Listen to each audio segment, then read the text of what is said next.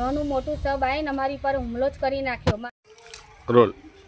ગુજરાતમાં એક તરફ અટલ બિહારી વાજપેયીના જન્મદિવસને સુશાસન દિવસ તરીકે ઉજવવામાં આવે છે, પરંતુ ખેડા જિલ્લાના બૃહદ વિસ્તાર એવા પાલૈયા ગામના મહિલા સરપંચ પણ સુરક્ષિત ન હોય ત્યારે કઈ રીતે સુશાસન કહેવાય તે એક સળગતો સવાલ છે.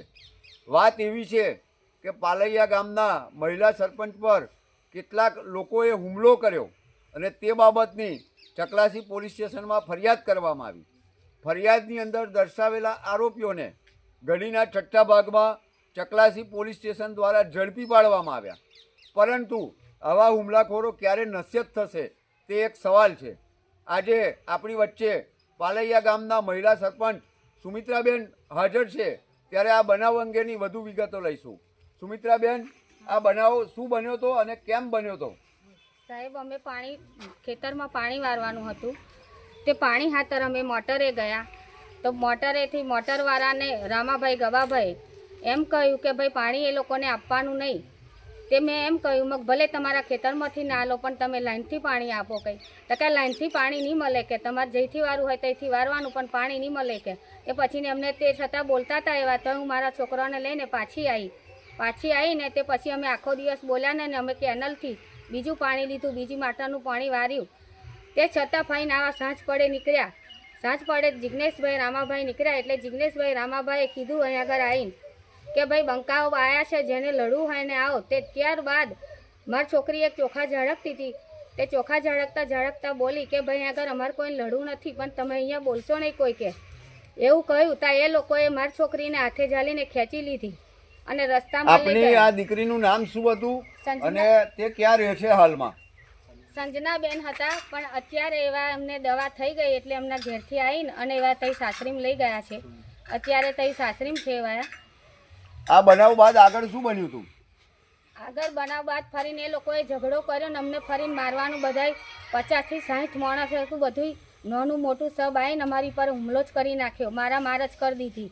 જિગ્નેશભાઈ રામાભાઈએ મને ધાર્યું માર્યું અને એમના પપ્પા કન હતું તેમના પપ્પા કનથી લઈને અને મને સીધું મારી જ દીધું. અને જેટલા મારા ઘરના નીકળ્યા એમને બધાને એમને મારવાનું જ કરી, બધાને વાગ્યું જ છે. અત્યારે અંદાજે કુલ કેટલા લોકો આ હુમલામાં તમારી પર હુમલો કરવામાં હશે? 60-70 માણસ બધું થઈને હતું. બેન, તમને જે માથામાં વાગ્યું હતું એ કયા પ્રકારની ઈજા છે, ક્યાં વાગ્યું છે? માથામાં વાગ્યું છે. શું નામ છે તમારું? મંજુલાબેન. તો તમે આ કઈ રીતે વાગેલું? તમે કોને છોડાવવા પડેલા? અમે મારા દેરાણીને વાગવા ગયેલી. કોણે મારેલું તમને માથામાં? અલ્પેશભાઈ ગોતાભાઈ. તમે આ અંગે દવા કરાવી હતી? આપણે જોયું તે પ્રમાણે એક સરપંચનો પરિવાર અને જેની પર હુમલો કરવામાં આવે, કારણ બસ એટલું જ હોય કે રસ્તા બાબતનો પ્રશ્ન હોય અને એની અદાવત હોય અને હુમલો થાય. સરપંચના મોઢે આપણે સાંભળ્યું તે પ્રમાણે પોતાના ખેતરમાં પાણી લેવાનું હોય તો પણ પાણી લેતા તકલીફ પડે. ત્યારે ગુજરાત સરકારનું આ સુશાસન કેટલા અંશે સુશાસન છે તે આપણે જોઈ રહ્યા છીએ. ગુજરાતની અંદર ઠેર ઠેર સલામત મહિલાઓના દાવા કરવામાં આવે છે, ત્યારે એક સરપંચ મહિલા હોય અને સરપંચ પર જ્યારે હુમલો થયો હોય ત્યારે એને કોઈ પણ સંજોગોમાં સાખી ન લેવાય. સરકારે આ બાબતે કડકમાં કડક પગલાં લેવા જોઈએ.